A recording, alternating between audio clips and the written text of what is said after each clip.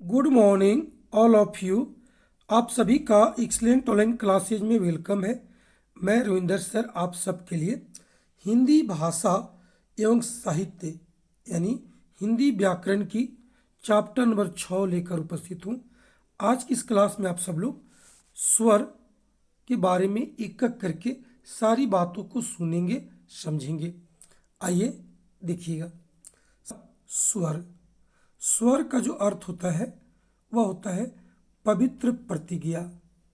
यानी कहा गया है कि वैसी कोई भी अक्षर यानी वर्ण जिसको उच्चारण करते समय किसी दूसरी अक्षर की मदद न लेना पड़ा हो, यानी वो वैसे अक्षर हैं जो अनटच्ड हैं, उनमें कोई दूसरी वर्ण शामिल नहीं है, तो क्या कहलाएगा? स्वर कहलाएगा। इसीलिए उसका जो अर्थ बताया गया पवित्र प्रतिज्ञा।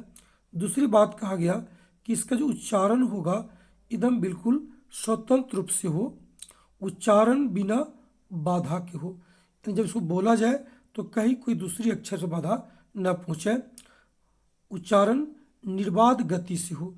देखिए, स्वतंत्र हो, बिना बाधा के हो और निर्बाध हो, तीनों को आप समझ आइए। आइए देखते हैं। अतः वे वर्ण जिनका उच्चारण स्वतंत्र रूप से यानी बिना बाधा के यानी निर्बाध गति से हो उसे स्वर कहते हैं।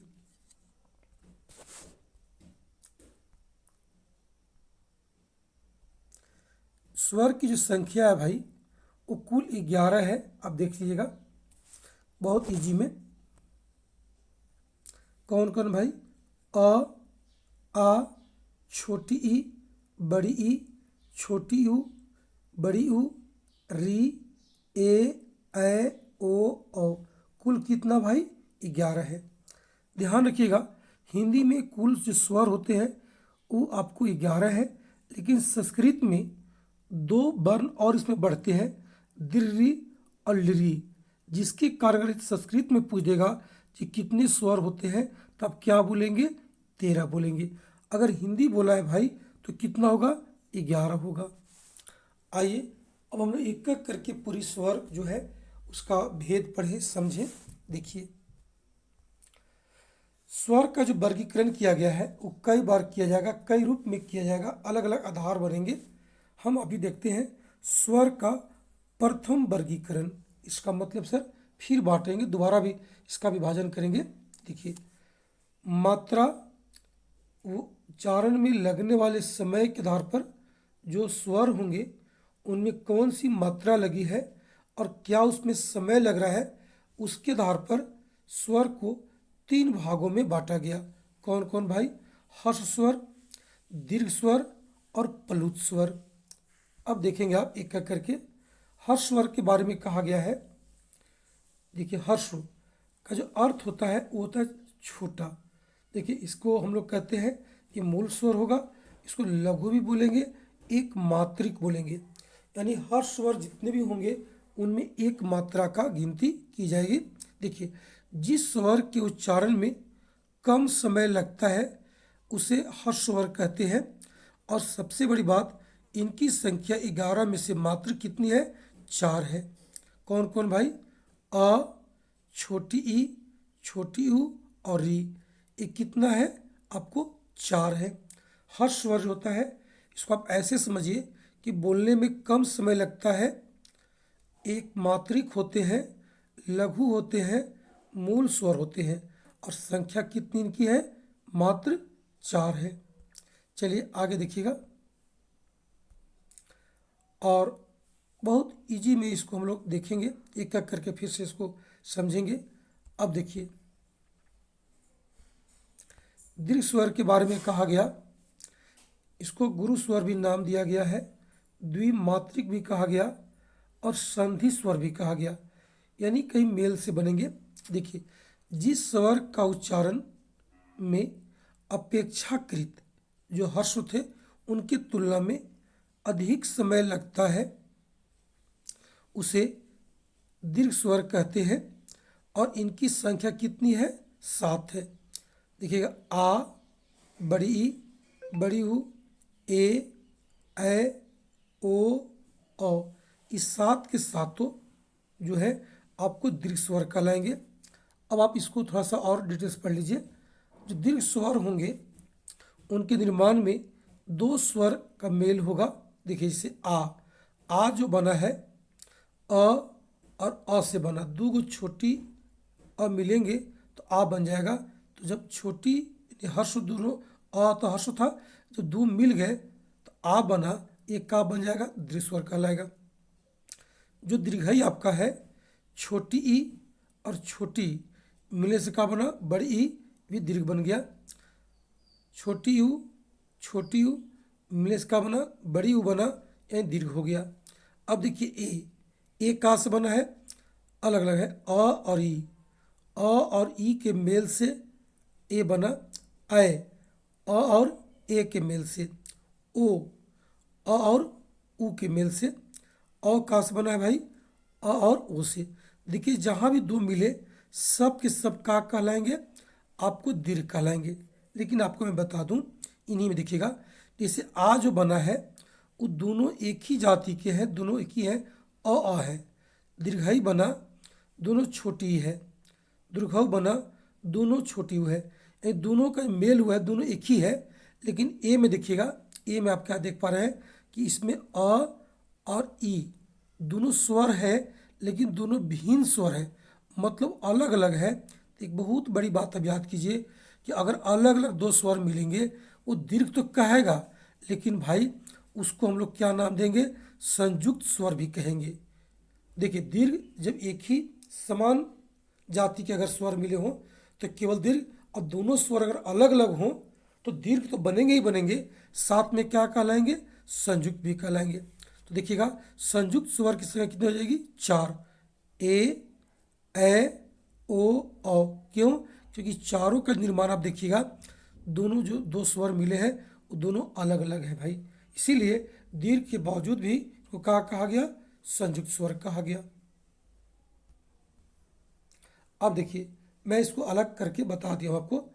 संयुक्त स्वर देखिएगा, वैसे दीर्घ स्वर मतलब दीर्घ स्वर से ही निकल के क्या बनेगा, संयुक्त स्वर का बनेगा जिनके निर्माण में दो भिन्न स्वर का मेल हुआ है, उसे संयुक्त स्वर कहते हैं। देखिएगा जैसे कौन कौन भाई, मैं एक बार पुनः आपको बता दे रहा हूँ, दिक्कत ना हो।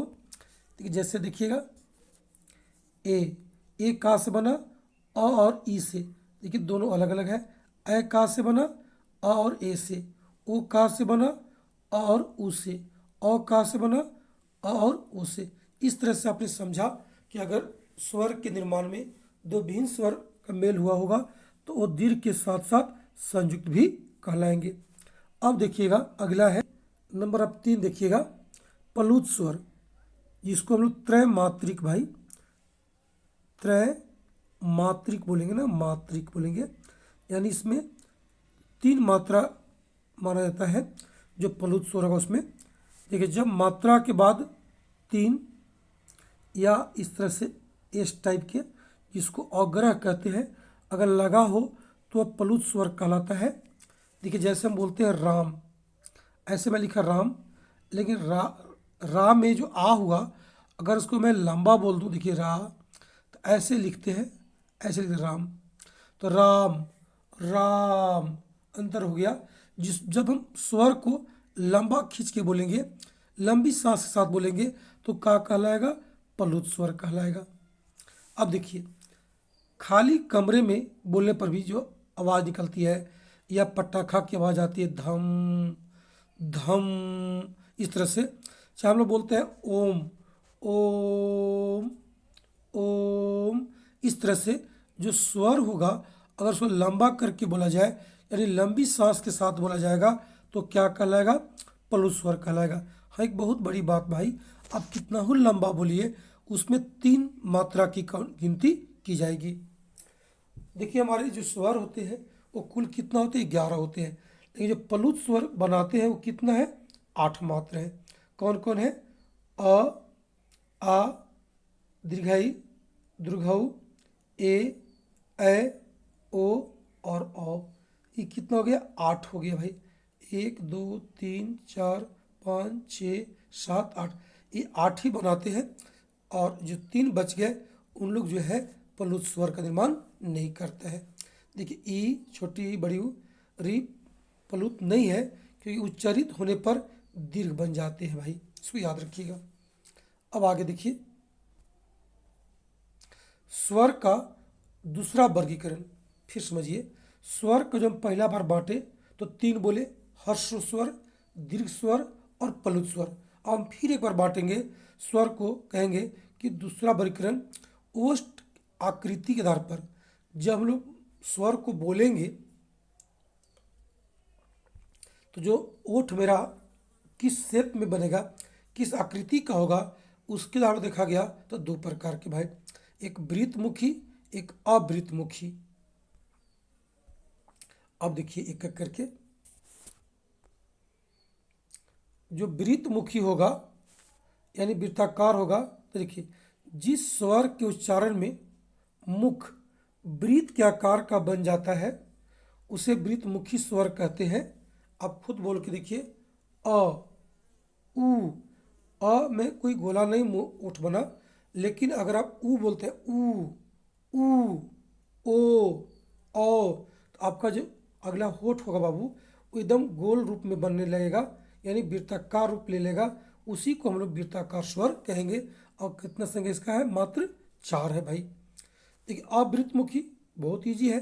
अब हम जिस स्वर को बोलेंगे, उच्चारण करेंगे, अगर मान लीजिए कि होठ वृत्त के रूप नहीं लेगा, उसको क्या बोलेंगे, अवृत्तमुखी।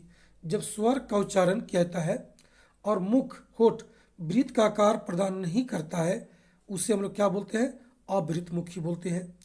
इसकी संख्या कितनी है, 7 है बाबू। अ, आ, ई, री, ए। इसमें जो बोलने के बाद जो मुंह का अगला भाग ओठ है वो गोलाकार नहीं बना, वो कहेगा अवृत्तमुखी।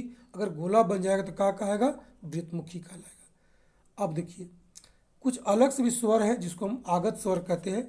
औ, जो डॉक्टर लिखते हैं, औ भी वृत्ताकार स्वर है। और औ को हम लोग क्या बोलते हैं, विदेशी स्वर बोलते हैं, आगत बोलते हैं, ग्रहित बोलते हैं, या मेहमान स्वर भी कहते हैं इसको। जैसे देखिए डॉक्टर, इसमें औ है लेकिन अपना वाला नहीं है, बाहर से लाए हैं, वो है मॉल, डॉल, कॉल। चलिए तो आप समझ गए होंगे कि अवृत्तमुखी क्या है, अवृत्तमुखी क्या है, अंतर देख लीजिएगा। अब आइए स्वर का तीसरा वर्गीकरण, एकदम बिल्कुल एक एक करके भाई कंप्लीट पैक हम आपको रख रहे हैं ताकि कोई भी तैयारी करे आपको दिक्कत न लगे। देखिएगा स्वर का तीसरा वर्गीकरण भाई, जीभ की क्रियाशीलता के आधार पर, जीभ जब हम स्वर को बोलेंगे तो जीभ के किस भाग पर मेरा हलचल होगा उस पर देखा गया है। तो उस पर 3 प्रकार का है, अग्र स्वर, मध्य स्वर और पस्वर। यानी जीभ को कंप्लीट हम 3 भाग में बांट दे रहे हैं, बात को समझिएगा। और देखना आपको ये होगा कि उसमें जो हलचल हो रही है वो किस पार्ट में हो रहा है भाई। एक पार्ट मान इसको पिछला कर दे, यहाँ से हम आगे कर ले, तो आपको बोल बोल के देखना पड़ेगा, अनुभव करना पड़ेगा कि आखिर हम स्वर को बोलेंगे तो उसमें हलचल कहाँ हो रही है। तो उसी पर आपको उसका वर्गीकरण कर लीजिएगा, जीभ पर आपको थोड़ा नज़र रखना होगा। अब आइए देखिएगा अग्र स्वर, जिस स्वर को बोलने से जीभ का अगला भाग सक्रिय रहता है उसे अग्र स्वर कहते हैं। ऐसा आप एक बार टोटल स्वर को बोल के देख लीजिएगा कि कौन कहाँ कहाँ बुला रहा है, तो आपको अलग करने में बहुत आसान होगा। जैसे मान लिया, रुकिए थोड़ा सा समझ लीजिए।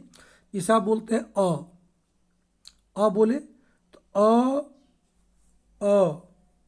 अ लग रहा है कि ये मेरा मध्य में जाएगा छठू, ठीक है भाई। हम बोलते हैं आ, आप खुद बोल के देखिएगा तो लग रहा है कि जो जहाँ अ था उसे भी पीछे चला गया, तो जो आपका आ होगा वो होगा पक्ष भाग में होगा भाई, आ। आप आराम से बांट लीजिए, कोई दिक्कत नहीं, सबको बोल के देख लीजिएगा तो आपको याद भी नहीं करना पड़ेगा, अपने हो जाएगा आ। अब हम बोलेंगे ई, छोटी है ई बोलने से आपको लग रहा होगा कि ई, ऐसे बोलिएगा अ ई, तो जो अ है उससे ई जो है आगे बुला रहा है, ई कहेगा आपको अग्र स्वर कहेगा। बस कितना इजी है। ई बड़ी ई भी अगर बोलेंगे तो कहाँ जाएगा, अग्रे जाएगा बाबू, कोई दिक्कत नहीं है। अब बोलेंगे हम लोग ऊ, ऊ, अगर हम ऊ बोलते हैं, ऊ, ऊ, तो लग रहा है कि पीछे चला गया, तो आपको पक्ष स्वर कहलाएगा ये। अब टोटल को बोल के क्लियर कर लीजिए। अगर अगर आप दीर्घ भी बोलते हैं तब भी आपको लग रहा है कि आपको ये कहाँ चला गया, पक्ष स्वर चला गया। री, अब देखिए री, जब री बोलेंगे तो आपको जो जीभ का अगला भाग है वो सक्रिय होता है, तो री का कहेगा आपको अग्र स्वर कहेगा। एकदम इजी भाई। अगर हम बोलते हैं ए, ए, ए, अब बोलिए ए बोलिएगा तो आपको लगेगा ए आगे हो गया, यानी अग्र स्वर जाएगा, अग्रे कहेगा। अब बोलिएगा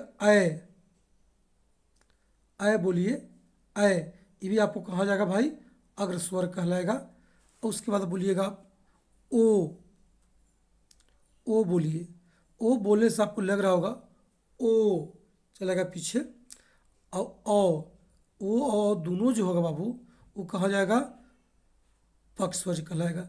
इस तरह से आप टोटल स्वर को एकदम एक बार बोल करके अच्छे से समझ करके ये कहाँ पर हलचल है, थोड़ा सा एकदम शांति भाव से अनुभव अगर करेंगे तो आपको याद नहीं करना पड़ेगा भाई, खाली बोल के देख दीजिएगा ये कहाँ से उसका उच्चारण हो रही है और कहाँ उसका हलचल हो रहा है, उसी पर उसको आपको अलग मैंने भेद कर देना है। आइए, तो मैं लिखा हूँ अग्र स्वर में जिस स्वर को बोलने से जीभ का अगला भाग सक्रिय रहता है उसे अग्र स्वर कहते हैं। संख्या इसकी 5 है मात्र, ई, ए और री। अगर मध्य स्वर की बात करूंगा तो जिस स्वर को बोलने से जीभ का मध्य भाग सक्रिय होगा उसे मध्य स्वर कहेंगे। और मात्र बीच में कितना है, ए है बाबू, आ। देखिए ये गलती हो गई, आ लिखा गया यहाँ, अ लिखा, अ। एकदम देखिएगा मध्य स्वर में मात्र एक ही है, अ। कौन है, अ। आगे देखिएगा पश्च स्वर, जिस स्वर को बोलने से जीभ के पिछला भाग सक्रिय रहता है उसे पश्च स्वर कहते हैं। जैसे आ, ऊ, ओ, औ, ये आपको 5 है। तो 11 कुल होते हैं, 5 आगे 5 पीछे और बीच में एगो, बीच में कौन है, अ है भाई। चलिए एकदम अच्छे से इसको बकरा बोल के कमांड करते हैं तो आपको याद भी आपको नहीं करना पड़ेगा भाई। आप देखिएगा स्वर का चौथा वर्गीकरण बहुत है, हम एक एक करके आपको सब बता दे रहे हैं, रटने की आवश्यकता नहीं है, बस एक बार सुन लीजिए, फिर क्वेश्चन कराएंगे, प्रैक्टिस कराएंगे, टोटल वर्णमाला का सब कुछ सजा देंगे, याद आपको हो जाएगा। देखिएगा स्वर का चौथा वर्गीकरण, तालु। तालु की स्थिति देखिएगा 4 प्रकार के हैं, समृद्ध स्वर, अर्धसमृद्ध, विपरीत और अर्धविपरीत। देखिएगा अगर हम तालु और जीभ की हम बात करेंगे, जब स्पर्श हो रहा है कि नहीं हो रहा है, कि पूरा हो रहा है कि आधा हो रहा है, इसी आधार पर इसको हम लोग वर्गीकरण इसको करेंगे। देखिएगा समृद्ध, देखिएगा जब स्वर को बोलते समय तालु और जीभ में स्पर्श होता है तो उसको समृद्ध कहते हैं। देखिएगा ई, ऊ, री, ई 5 है। और देखिएगा जब स्वर को बोलते वक्त देखिएगा पूरी तरह स्पर्श नहीं होती है उसको क्या कहते हैं, अर्ध समृद्ध। देखिएगा ए, ई, अंतर करके कीजिएगा पता चलेगा, समृद्ध स्पर्श किया, अर्ध समृद्ध स्पर्श नहीं किया, तो ए और ओ क्या है, दोगो, ई कहेगा आपको अर्ध समृद्ध कहेगा। अगला देखिएगा विपरीत, मतलब खुला, जब स्वर को बोलते वक्त तालु जीभ पीछे की ओर बंद और आगे पूरा खुला होते हैं उसे क्या कहते हैं, विपरीत। आ, ये मात्र एक है भाई, आ बोलने से आपका तालु जीभ पीछे स्पर्श किया लेकिन आगे पूरा खुला रह गया, तो क्या कहेगा, विपरीत कहेगा, आ। उसके बाद देखिएगा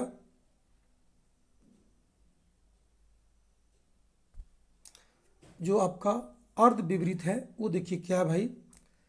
जब स्वर को बोलते वक्त तालु जीभ आगे और पीछे दोनों जगह खुला पर मध्य में स्पर्श करते हैं उसे अर्ध विपरीत स्वर कहते हैं। कौन कौन भाई? अ, बोलिए। बोलने से लग रहा है ये बीच में स्पर्श किया। ए, ओ, मात्र कितना इसका संख्या है? 3 है। एकदम शांति से आप इसको अनुभव के साथ अगर बोलेंगे तो आपको समझ में आ जाएगा भाई। चलिए अब देखते हैं स्वर का 5वां वर्गीकरण।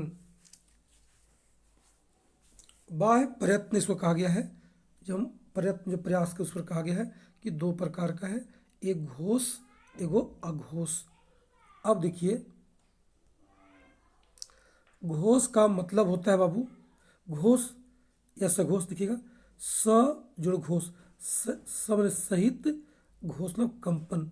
अगर हम वर्ण को बोलेंगे, स्वर को बोलेंगे, अगर वो कंपन उसमें आ गया तो क्या कहेगा? घोष कहेगा।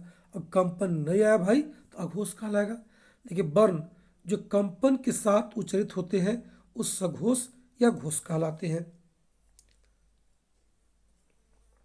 सबसे बड़ी बात है कि सभी स्वर, जितने स्वर है 11 के 11 क्या है? सघोष है। लेकिन एक याद रखिएगा, री को छोड़ करके भाई, जो 11 है ना भाई उसमें री है, उसको छोड़ करके 10 जो स्वर है आपको वो क्या है? आपको घोष कहलाएंगे। हालांकि हम लोग बताते हैं लोगों को कि सभी स्वर क्या है? अघोष है। क्योंकि जो री भी है वो आपको अघोष नहीं है, सघोष नहीं तो अघोष भी नहीं है। इसीलिए स्वर जो भी है वो क्या आपको है? सघोष है। देखिए आ, ई, उ, ए, ओ, एक गिन लीजिएगा, टोटल 10 हो जाएंगे। ये कहाँ कहेंगे? घोष कहलाएंगे। अब देखिएगा अघोष।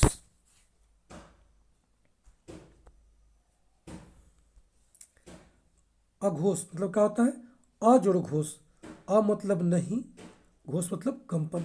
वर्ण जो बिना कंपन के उच्चारित होते हैं, मतलब उनको बोलने में कोई कंपन नहीं होती है, उसको क्या कहते हैं? अघोष कहते हैं। लेकिन कोई भी स्वर जो आपका है वो अघोष वर्ण नहीं है। बस इसमें कोई आपको याद ही नहीं करना है, वो जितने सारे स्वर हैं वो सब सघोष हैं, अघोष में कोई स्वर शामिल नहीं है बाबू। अब आइए लास्ट देखिएगा, स्वर का 6ठा वर्गीकरण। ये भाई मुंह से निकली हवा के आधार पर वर्गीकरण किया गया है। ये 2 मात्र होते हैं, कौन कौन? एक अल्प प्राण, एक महाप्राण। प्राण मतलब हवा, अल्प माने छोटा। देखिए भाई क्या लिखा, स्वर जिसे बोलने में कम हवा निकलती है। आप बोल के देखिएगा, अगर बोलिएगा आ, कम हवा निकला, उसको हम लोग क्या बोलते हैं? अल्प प्राण। और एक याद रखिएगा, वो जितने सारे स्वर हैं वो सभी के सभी अल्प प्राण में ही गिनती होते हैं। महाप्राण स्वर जिसको बोलने में अधिक हवा निकलती है, लेकिन ऐसा कोई स्वर है ही नहीं, यानी जो भी स्वर है वो सब के सब क्या है? अल्पप्राण है भाई। 11 स्वर क्या है? अल्पप्राण है। तो आपने अभी बहुत सिस्टमेटिक रूप से एकदम करवार 6 बार आपको हमने स्वर को बांटा है। पहली बार आपको जब स्वर को मैं बांटा, आप देख सकते हैं कितना आसान तरीका से स्वर का जो पहला वर्गीकरण मैंने किया, आपको समझाया कि देखिए भाई उसमें जो उच्चारण में समय लगा या मात्रा कितना, उसके आधार पर 3 बताए थे, हर्ष, दीर्घ और प्लुत। इसको देखिएगा। उसके बाद भाई आपने दूसरा बार भेद किया और उसमें आपने समझा एकदम अच्छे से कि वृत्तमुखी और अवृत्तमुखी। फिर उसके बाद भाई आपने देखा तीसरा भेद किया, क्या किया? अग्र, मध्य और पक्षस्वर। उसके बाद आपने भाई देखा है चौथा में क्या देखा? तालुला बात आई, समृत, अर्ध समृत, विपरीत और अर्ध विपरीत। उसके बाद जो 5वां था वो घोष और देखिए अघोष है, समझेंगे आप लोग। और 6ठा जो था वो अल्प प्राण और महाप्राण था भाई। मतलब इस तरह से देखिएगा कई बार इसको बांटा गया है, बहुत इंपॉर्टेंट टॉपिक है। आप एक एक करके इसको बढ़िया से नोट बना लीजिएगा। और आपको अगर आप तैयारी कर रहे हैं और हिंदी का तैयारी कर रहे हैं तो आपको इन सब चीज़ों की जानकारी स्पष्ट रूप से होनी चाहिए। धन्यवाद। बहुत जल्द मिलते हैं अगले क्लास में, व्यंजन के क्लास को लेकर आएंगे। तब तक के लिए आप सबको धन्यवाद। That's all. ओके।